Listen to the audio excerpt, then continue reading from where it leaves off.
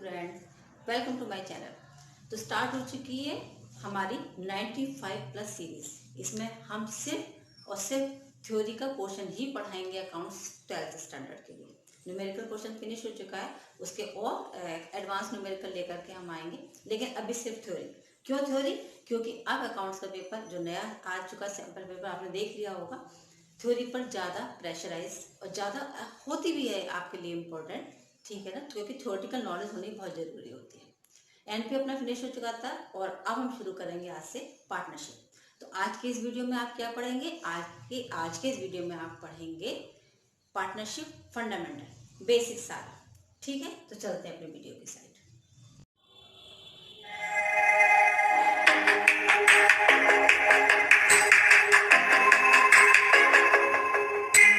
Partnership, भाई ये तो डेफिनेशन आपको सबको पता होगी। पार्टनरशिप क्या चीज़ है ना?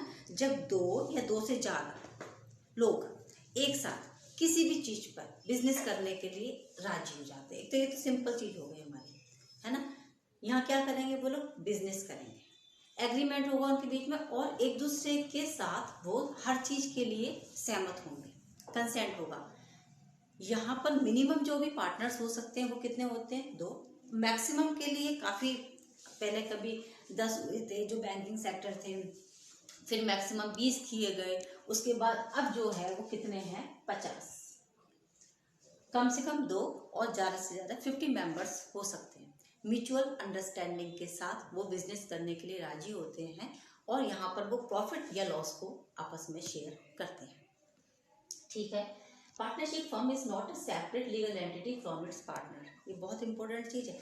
जो पार्टनरशिप फर्म होती है, ठीक है, इसकी कोई भी सेपरेट लीगल एंटिटी इसके पार्टनर से अलग नहीं होती। क्या मतलब है इस लाइन का? देखो, एक पार्टनर, जैसे हमने ये बनाया हुआ, ये लोग अलग अलग हैं, ये होंगे पार्टनर्स, और जब ये एक साथ मिल जाएंगे तो उसे हम कहते हैं पार्टनरशिप फर्म। तो बनी तो इन्हीं से ही ना, है ना, बनी तो इन्हीं से, इसीलिए इन लोगों का लीगल एग्जिस्टेंस अलग नहीं हो सकता। इट मीन्स क्या? अगर फर्म किसी भी डेट के लिए लायबल है तो फर्म के साथ साथ उसके पार्टनर्स भी लायबल हैं उस डेट्स के लिए। ठीक है। इन केस अगर वो नहीं पेमेंट हो पाता है तो पार्टनर्स अपनी जो उनकी खुद की एसेट्स होंगे वो भी उनको देनी पड़ेंगी, क्योंकि ये एक दूसरे से जुड़े हुए रहते हैं। ऐसे करके समझ गए मेरी बात को, है ना। पार्टनर्स इसके एजेंट भी होते हैं और इसके प्रिंसिपल भी होते हैं। एजेंट क्यों होते हैं? इसके लिए काम करते हैं। प्रिंसिपल क्यों होते हैं? क्योंकि सब कुछ उन्हीं का होता है, उनको देख करके काम किया जाता है। इसे दोनों चीजें होते हैं, एजेंट भी होते हैं और प्रिंसिपल भी होते हैं। सही है ना। और देखो, माइनर, इसमें माइनर अनसाउंड माइंड का कोई भी पर्सन या फिर डिसक्वालिफाइड बाय लॉ, चोर उचक्का इसमें नहीं आएगा भाई, ये रूल है इसका। समझ गए, है ना। माइनर भी नहीं लेते हैं। प्रॉफिट या लॉसेस को ये लोग शेयर करते हैं। लॉस की कंडीशन में देखो एक बात है, हम सारे पार्टनर्स को लॉस नहीं देते। अगर पहले ही ये एग्रीमेंट हो चुका है कि ABCD 4 पार्टनर कि डी जो है हमारा, ये जो डी है इसको लॉस नहीं दिया जाएगा, इसको लॉस नहीं दिया जाएगा, तो फिर उसको हम लॉस नहीं दे सकते अगर पहले ही फाइनल हो चुका है या फिर पार्टनरशिप डील में इस टाइप का मेंशन कर रहा है। क्लियर है। बाकी अगर ऐसा नहीं है तो फिर पार्टनर्स को जैसे वो प्रॉफिट शेयर करते वैसे उनको लॉसेस भी शेयर करने पड़ेंगे। क्लियर। आगे देखो, लॉफुल बिजनेस होना चाहिए, लीगल बिजनेस होना चाहिए। ऐसा नहीं कि वो किसी को मार कुटाई का बिजनेस कर रहे हैं, इलीगल कोई बिजनेस कर रहे हैं तो भी हमारा तो वैलिड है, ऐसा नहीं होता। ठीक है। किसके ये रूल कहाँ से आए? ये रूल आए पार्टनरशिप एक्ट 1932 सेक्शन 4 के अकॉर्डिंग। समझ गए, है ना। ये चीज़ें इसलिए बता रहे हूँ क्योंकि आपके जो 1 मार्क्स में जो क्वेश्चंस आने लगे हैं ना, वो उसके लिए ये चीज़ें आपके समझ में आकर बस वही हमने निकाल लिया पेपर का पूरा। समझ गए, है ना। चैप्टर का जो मेन जो चीज़ थी वो हमने निकाल के आपके लिए सामने आ गई। चल, अब ये पार्टनरशिप फॉर्म हो गए तो पार्टनर्स को क्या क्या राइट्स होंगे? राइट्स आपको सब पता है कि वो जो मीटिंग में उसको पार्टिसिपेट करने का पूरा राइट है। फर्म के कोई भी डिसीजन होंगे वहाँ पर उसको बोलने का पूरा अधिकार हो जाता है। ठीक है, क्योंकि फर्म उनकी होती है तो उनके सारे पास राइट है। एक जो मेन राइट है उनको इंटरेस्ट ऑन लोन का राइट है 6% का। अगर उन्होंने कोई इंटरेस्ट दिया, उनको लोन दिया है अपनी फर्म को, तो वो 6% से उस पर उनको इंटरेस्ट मिल जाएगा। और क्या होता है? नॉट टू अलाउ पार्टनर्स, अगर पार्टनर नहीं चाहते कि कोई और पार्टनर उनके बीच में आए, तो उनको ये राइट है कि वो उसको वहाँ पर रोक सकते हैं। ठीक है, अगर 4 पार्टनर है और 4 में 5वां भी आना चाहता है तो चारों की कंसेंट होनी जरूरी है, तभी एक नया पार्टनर वहाँ पर आ पाएगा, अदरवाइज नहीं आएगा। चलते हैं आगे।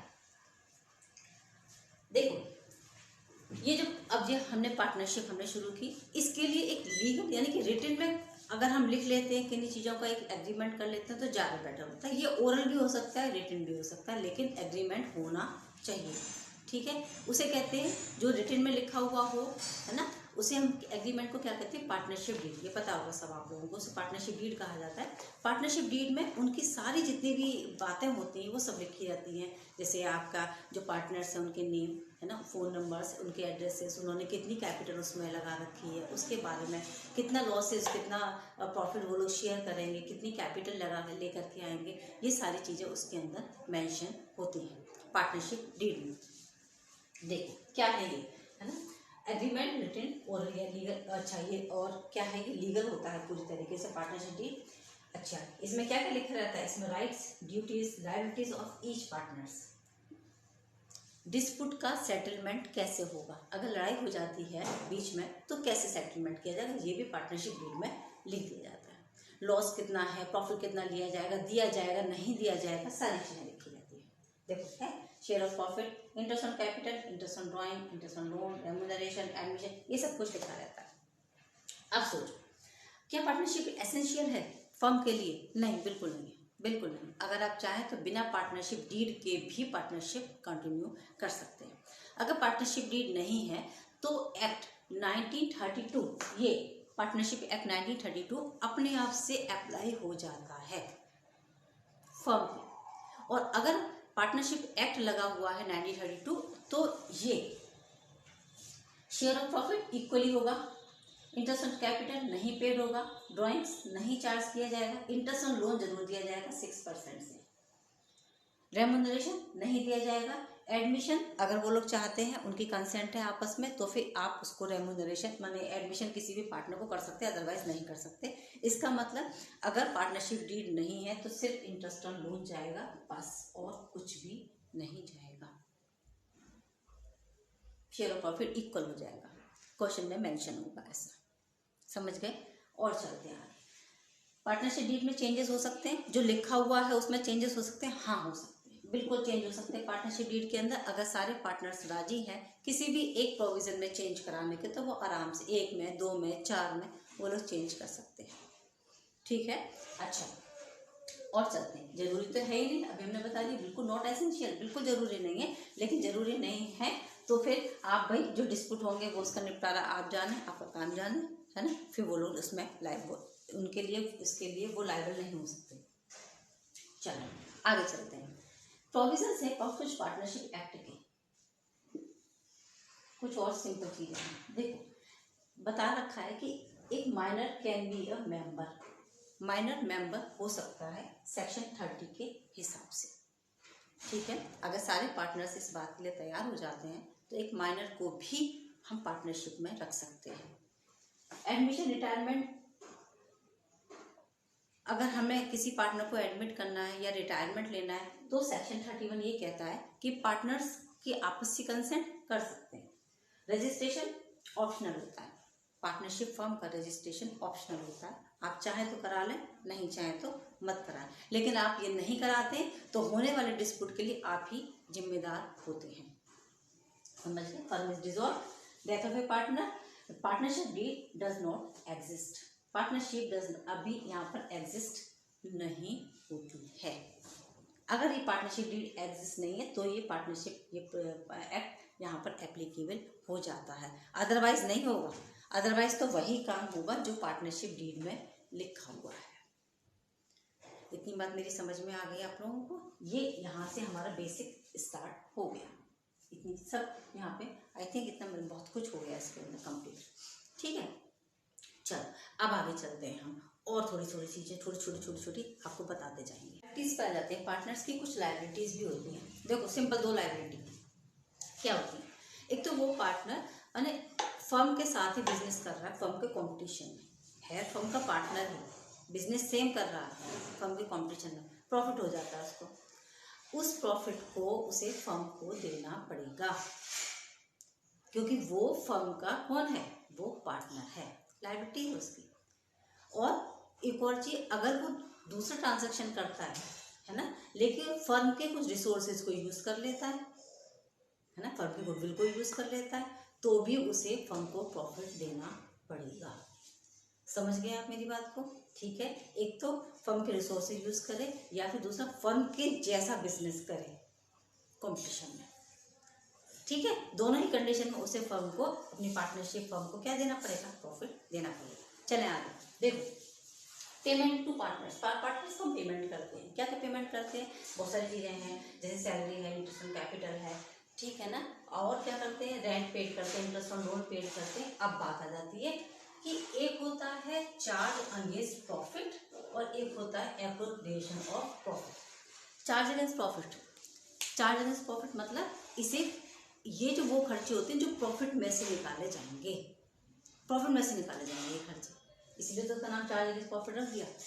ये एप्रोप्रिएशन ऑफ प्रॉफिट है, ये तभी देंगे जब हमें प्रॉफिट होगा। एप्रोप्रिएशन, ये प्रॉफिट या लॉस आपको देने ही पड़ेंगे। कौन से होते हैं ये दो होते हैं, रेंट और इंटरेस्ट ऑन लोन। ठीक है, समझ गए, रेंट और इंटरेस्ट ऑन लोन ये चार्ज अगेंस्ट प्रॉफिट होते हैं। फर्म को प्रॉफिट हो रहा हो या लॉस हो रहा हो, ये वो पेड करना ही करने पड़ेंगे। ये होते हैं एप्रोप्रिएशन ऑफ प्रॉफिट, सिर्फ प्रॉफिट की कंडीशन में ही ये पेड किए जाएंगे, एप्रोप्रिएशन ऑफ प्रॉफिट है। समझ गए। रेंट क्यों, आपने कहा कि भाई रेंट क्यों, रेंट यहाँ पर क्यों आ रहा है, एप्रोप्रिएशन में क्यों आ रहा है, यहाँ पे रेंट तो नेट प्रॉफिट उसमें दिखाया जाता है, प्रॉफिट एंड लॉस अकाउंट में दिखाया जाता है। क्यों दिखाया जाता है, क्योंकि फर्म जो भी पार्टनर होता है वो उसे अपनी प्रॉपर्टी के लिए, खुद के लिए यूज करता है, तो रेंट पेड कर रहा है, भाई वो वहाँ किसी घर पे रह रहा है और उसके बदले का रेंट पेड कर रहा है, तो हम उसे कहाँ शो करेंगे, उसे हम शो करेंगे प्रॉफिट एंड लॉस अकाउंट में। लेकिन अगर उन्होंने यहाँ दे रखा है तो हम उसे क्या करेंगे, नेट प्रॉफिट में से लेस करके शो करते हैं। इतनी बात समझ में आई? चलो अच्छा, हम बनाते हैं क्या, profit and loss appropriation account partnership में ही बनता है, ध्यान रखेंगे, सिर्फ पार्टनरशिप फर्म में बनता है क्या, profit and loss appropriation account, और किसी फर्म में नहीं बनाया जाएगा। समझ गए, profit and loss appropriation account आपको बहुत अच्छे से पता है। डेबिट साइड में आपके सब एक्सपेंसेस आएंगे, पार्टनर्स के एक्सपेंसेस आएंगे, और क्रेडिट साइड में फर्म की इनकम।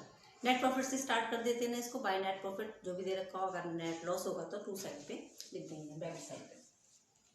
अच्छा, ये पार्टनरशिप फर्म में होता है, हमने लिख रखा है। इफेक्ट बाय पार्टनरशिप डीड, ये पूरी तरीके से profit and loss appropriation account पूरी तरीके से पार्टनरशिप डीड से इफेक्टेड होता है। पार्टनरशिप डीड में जो जो लिखा हुआ होगा वो वहाँ एप्रोप्रिएशन हम कर देंगे, क्योंकि एप्रोप्रिएशन में भाई किसको सैलरी देनी है, नहीं देनी है, कितने परसेंट पे इंटरेस्ट जाएगा, कितने परसेंट पे इंटरेस्ट ऑन लोन जाएगा, इंटरेस्ट ऑन कैपिटल कितना होगा, इसका मतलब profit and loss appropriation account पूरी तरीके से पार्टनरशिप डीड से इफेक्टेड होता है। ठीक है, एक नेट प्रॉफिट होता है और एक डिविजिबल प्रॉफिट होता है। नेट प्रॉफिट तो वो जो ट्रेडिंग अकाउंट के बाद हम प्रॉफिट एंड लॉस अकाउंट बनाते हैं अपना, और उसमें हम सारे ऑपरेटिंग एक्सपेंसेस जितने भी होते हैं हमारे ऑपरेटिंग और नॉन ऑपरेटिंग एक्सपेंसेस सब हम उसमें लेस कर देते हैं। समझ में आ गई, हमारा नेट प्रॉफिट आ जाता है। डिविजिबल प्रॉफिट क्या होता है, डिविजिबल माने जो बांटने के लिए है। तो डिविजिबल प्रॉफिट बटेगा कब, जब हम उसमें से बाकी सारे खर्चे अपने पूरे कर देंगे। बाकी खर्चे कौन से, interest on capital, interest on loan, अगर सैलरी देनी है, अगर पार्टनर को कमीशन देना है, या फिर हमें जनरल रिजर्व में ट्रांसफर करना है, उसको देने के बाद जो प्रॉफिट बचता है वो हम पार्टनर्स में डिस्ट्रीब्यूट करेंगे, that is called divisible profit. समझ गए, बहुत बढ़िया। आगे चलते हैं। ये appropriations are more than available profit हो जाता है कभी कभी, भैया यहाँ पे सिर्फ हमारे 10,000 रुपये आए प्रॉफिट में, लेकिन जो ये एप्रोप्रिएशंस बना रहे हैं हम, ये salary, interest on capital, transfer to reserve, ये सारी चीज़ें, ये हमारी आ रही है कितनी, मन हमारी आ गई 25,000 रुपये। अब क्या करेंगे, हो जाता है ना, तो क्या होगा, ये पूरे 25,000 हो गए। अभी हम इनको पार्टनर्स के हिसाब से, माना ये 25,000 में 3 पार्टनर, हमारे 2 पार्टनर हैं, एक के हिस्से में आ रहा है 10,000 में 10,000 और एक के हिस्से में आ रहा है 15,000, तो रेशियो हमारा बन जाएगा 5 दूनी 10, 5 के 15, 2:3 के रेशियो में हम 10,000 को ही बांट देंगे। उससे ऊपर नहीं कर सकते ना, उससे ऊपर हम लेकर के नहीं जाएंगे। इस 10,000 रुपये को अब हम 2:3 रेशियो में बांटेंगे एप्रोप्रिएशन के हिसाब से। ये हमने एप्रोप्रिएशन के रेशियो बना दिए हैं, उसके हिसाब से हम उसको डिस्ट्रीब्यूट, इस 10 शेयर को डिस्ट्रीब्यूट कर देंगे। इतनी बात मेरी समझ में आ गई है, बहुत बढ़िया। चलते हैं अब हम आगे। अब हम बताएं आपको कि कैपिटल अकाउंट कैसे बनाए जाते हैं और कैपिटल अकाउंट में हम कैसे कैसे चेंजेस भी कर सकते हैं। चलो अब देखो पार्टनर्स कैपिटल अकाउंट, ठीक है। कैपिटल पता है ना क्या होती है? कैपिटल वो अमाउंट जो पार्टनर्स इंट्रोड्यूस करते हैं बिजनेस को स्टार्ट करने के लिए। यहाँ पे इसको हम दो पार्ट में डिवाइड किए, एक तो होते हैं फिक्स्ड और दूसरा होता है फ्लक्चुएटिंग। फिक्स जैसे इसके देखो नाम से क्लियर है, ये फिक्स रहेगी। फिक्स मतलब जितना अमाउंट पार्टनर ने एक बार में फर्म में लगाया था उस अमाउंट में कोई चेंजेस नहीं होंगे। लिखा ना, capital invested by the partner is fixed. पर ये कब चेंज हो सकता है? ये चेंज हो सकता है अगर पार्टनर एडिशनल कैपिटल इंट्रोड्यूस कर दे एक बार, या फिर वो ड्राइंग कर ले दूसरी बार। इन दो कंडीशन में फिक्स कैपिटल चेंज हो जाती है, ठीक है। अगर फिक्स वाला मेथड दे रखा है तो फिक्स कैपिटल में तो हम इसके अलावा कुछ भी चीज़ों का ट्रांजैक्शन यहाँ नहीं करेंगे, ठीक है। कुछ भी ट्रांसफर हम यहाँ पर नहीं कर देंगे। इसका क्रेडिट बैलेंस होता है हमेशा, हमेशा क्रेडिट बैलेंस ही आएगा। तो फिर बाकी चीज़ों के लिए हमें एक करेंट अकाउंट और ओपन करना पड़ेगा। करेंट अकाउंट जैसे नाम से क्लियर है, करेंट अकाउंट में बाकी सारे ट्रांजैक्शन जैसे कि interest on capital, interest on drawings, आपकी ड्राइंग्स, वरना प्रॉफिट एंड लॉस एप्रोप्रिएशन का अकाउंट का बैलेंसेज, या वो लॉस हुआ हो या फिर प्रॉफिट हुआ हो, ठीक है। और जनरल रिजर्व को ट्रांसफर करना, डिस्ट्रीब्यूट करना पार्टनर्स में, ये सारी चीज़ें, ये सारे ट्रांजैक्शन कहाँ किए जाएंगे? ये होंगे करेंट अकाउंट में। समझ गए, है ना। जैसे ड्राइंग सर्विस, प्रॉफिट है, इंटरेस्ट लॉट है, ये सारी चीजें यहाँ होती है। करंट अकाउंट का बैलेंस क्रेडिट होगा, इसे ये डेबिट और क्रेडिट इसका बैलेंस हो सकता है आराम से, कोई प्रॉब्लम नहीं। बाकी जब हम स्टार्ट करेंगे तो यहाँ स्टार्ट करेंगे, जैसे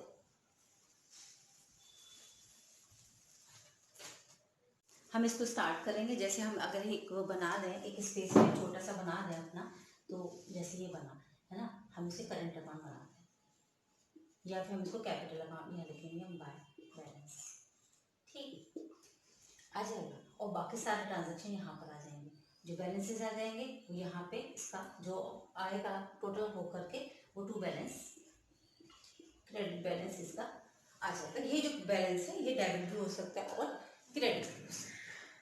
ओपनिंग जो होगा वो क्रेडिट बैलेंस से ही हम स्टार्ट करेंगे इसको, ठीक है। फ्लक्चुएटिंग की बात आ जाती है। फ्लक्चुएटिंग देखो नाम से वैसे क्लियर है बिल्कुल इसमें, और अगर क्वेश्चन साइलेंट है उसमें नहीं मेंशन है तो आप फ्लक्चुएटिंग मेथड को अप्लाई कर लेना, ठीक है। लेकिन अगर करंट अकाउंट दे रखा है तो फिर इसका मतलब फिक्स्ड है, आपको दो सेपरेट अकाउंट बनाने, एक फिक्स बनाना और एक करंट अकाउंट बनाना है पार्टनर का। फ्लक्चुएटिंग में, फ्लक्चुएटिंग है इसमें सारी चीजें साथ में आती हैं, जो ये दो जगह हम बांट देते हैं ये एक जगह कर देना, हो गया फ्लक्चुएटिंग, ठीक है। फ्लक्चुएटिंग मीन्स इसकी वजह से, इन सब चीज़ों की वजह से जो कैपिटल में चेंजेस होते हैं that is called fluctuating capital account.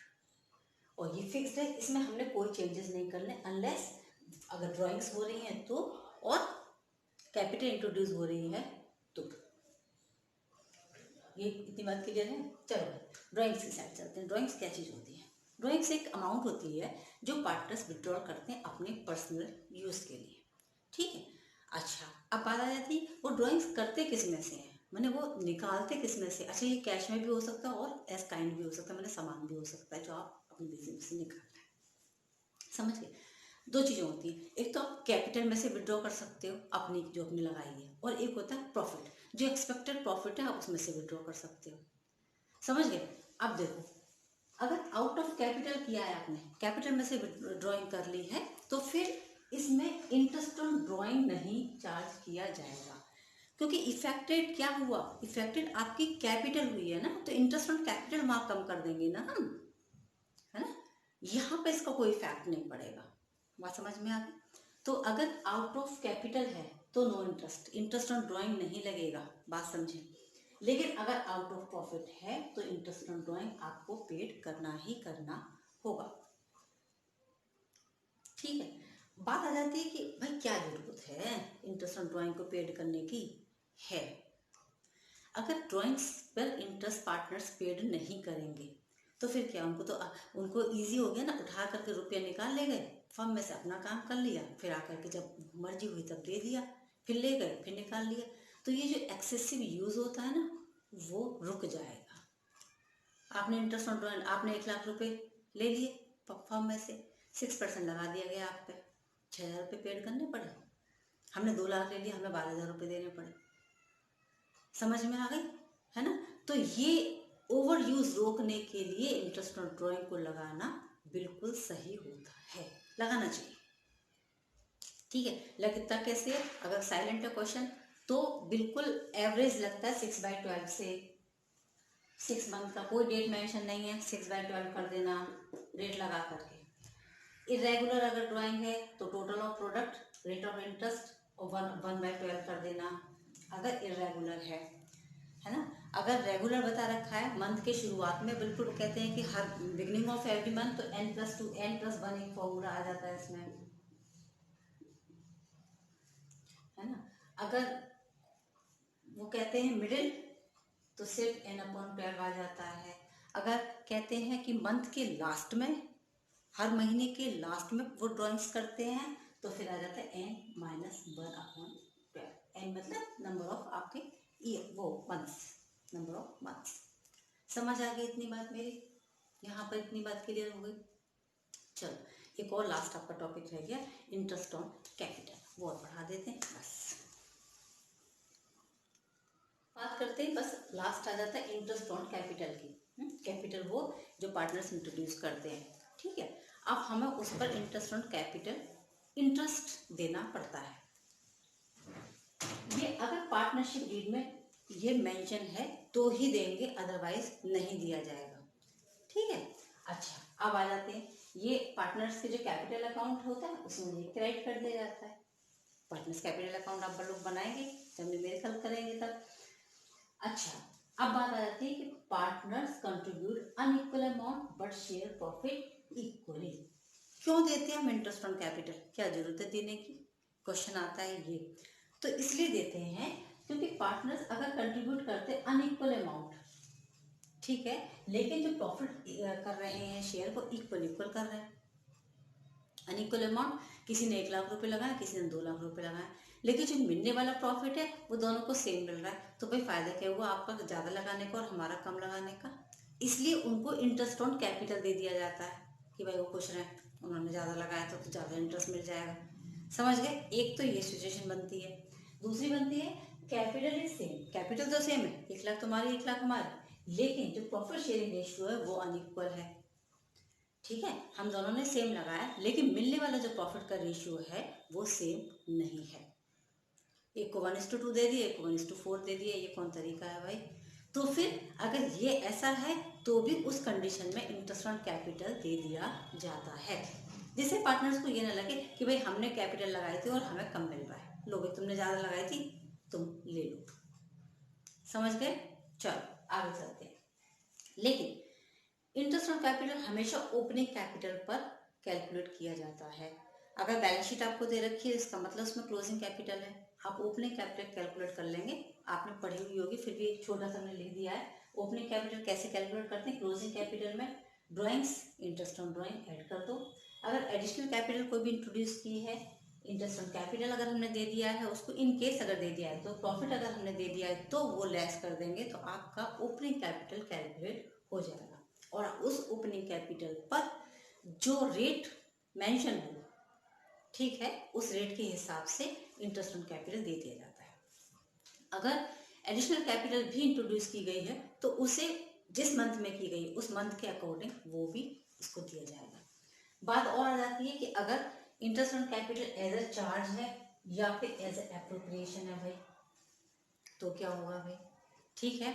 तो देखो प्रॉफिट या लॉस किसी भी कंडीशन में या तो हमें देना ही देना पड़ेगा, ठीक है, और नहीं तो सिर्फ अगर नहीं ऐसा नहीं है तो लॉस की कंडीशन में क्या होगा, जैसा हमने बताया था कि ना एप्रोप्रिएशन सारा कर लेते हैं और उसके अकॉर्डिंग ही हम उसको पार्टनर्स में डिवाइड कर देते हैं। इससे पहले ही हमने बता दिया है कि अगर एप्रोप्रिएशन ज़्यादा हो जाते हैं और हमारे एक्सपेंस एप्रोप्रिएशन कम ज़्यादा हो जाते हैं और नेट प्रॉफिट हमारा कम होता है उस कंडीशन में।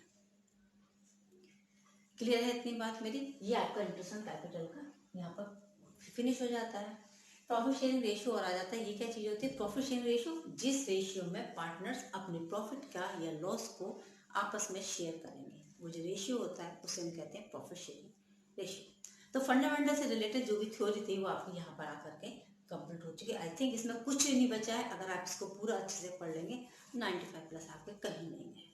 मिलते हैं नेक्स्ट वीडियो में नेक्स्ट चैप्टर के साथ, जो अभी पार्टनरशिप की सीरीज आपकी कंटिन्यू रहेगी जब तक ये पार्टनरशिप आपकी पूरी तरीके से फिनिश नहीं हो जाती। तो नेक्स्ट वीडियो में मिलेंगे गुडविल प्लस एडमिशन के साथ। Okay children, take care, good bye.